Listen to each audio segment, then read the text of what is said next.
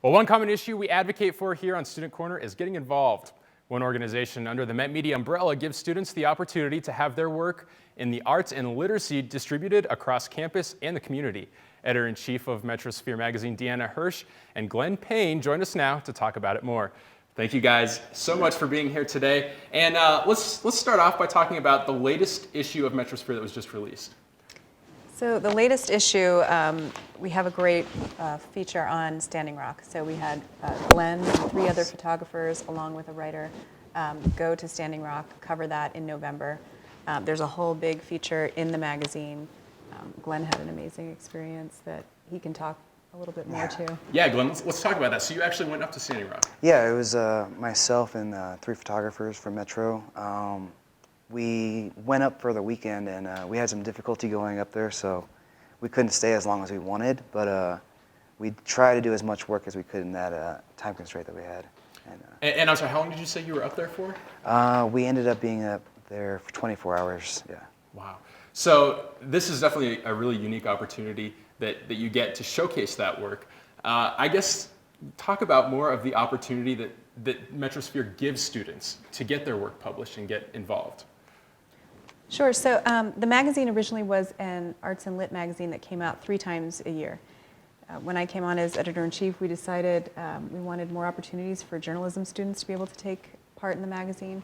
We've now put out 3 issues in the fall. We've got 1 out in the spring and 2 more coming on. You can submit your work if you want to for the April edition, where we'll have a special arts and lit segment up until February 28th. And so you can do that online, all the details are there. But if you want to take part, you just come to my Met Media office in Tivoli 313. You can meet with me, talk with anybody in the office, and we can get you on board, photographers, writers, editors, copy editors, anything you want to work on. And you can say hi to me too when you pop in there. Yeah. So talk about the exact, I guess, projects, stories. What are you looking for submissions? So for submissions for the April issue, if you're looking to submit any arts and lit pieces, it could be poetry, it could be painting, jewelry, photography, anything creative to go into that special segment. If you want to work on a journalistic piece, then you need to meet with us, get an assignment like you would at any publication. We have things, topics related to Earth Day in April, topics related to alcohol and Drug Abuse Awareness Month is also in April. For the March issue that's coming out on the 1st, March is Women's History Month, so there'll be a whole big spread in there, and stories related to women's history. The Women's March will be featured as well. So generally, if there's something you're passionate about, we probably have something for you to do. Photographers can get signed up through Glenn and Victoria, our other photo editor, get assignments to work with writers and get experience out in the field. Yeah. Well, Glenn, I want to go back for just a second and talk more about Standing Rock. Okay. You know, that was an event that gained national attention. Yes. And you spent 24 hours up there. Talk about what the experience was like as a photographer getting to spend that time up there. It was interesting because as soon as you got there, they have you sign in with the media tent, and then they take you from the media tent where you get your credentials to take pictures there or do a story there. And then you have to meet with the legal tent just in case you get arrested and have a plan to make sure you can get out of jail or volunteer to stay in jail to crowd the system. So that was something new for me I'd never experienced before. And I mean, that's kind of a scary thing to have to go through. Yeah. And like, I don't know, it was an interesting experience there just because the environment and everything going on.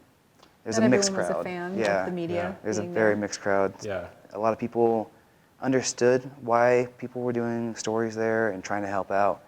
And then there were some that just felt like you were spinning it the wrong way, even if you weren't. So. Yeah. Well, we're running out of time here, but I do want to take a quick second to talk about where students can find and pick up their edition of the Metrosphere. So the cool thing is, with expanding the publication, we also expanded locations for not just on campus, but off campus. So on campus, you can find it in any of the main buildings. Off campus, you can find it at the Tattered Cover, on Larimer. You can find it at Racine's, City O City. So Pretty much in every, Buffalo Exchange. Buffalo Exchange is one of our main advertisers. They bought all 6 of the back covers of the magazine, and so they're very supportive of the work we do, so you can find it in their shops as well. And as we go off to break, why don't you go ahead and show the camera the covers of those magazines? I think there's definitely something that's So to be this shown off. this one Glenn shot in, this was our November issue. We had writer and photographer, Glenn was the photographer that went to Burning Man. And so this is his work right here. We have a great spread on that. This is the February issue, so this is the latest issue. Inside, there's so many more photos, just really exceptional work. So please check that out. Great. Well, Deanna Hirsch, Glenn Payne, thank you guys so much for being here. Thank you. Thank you.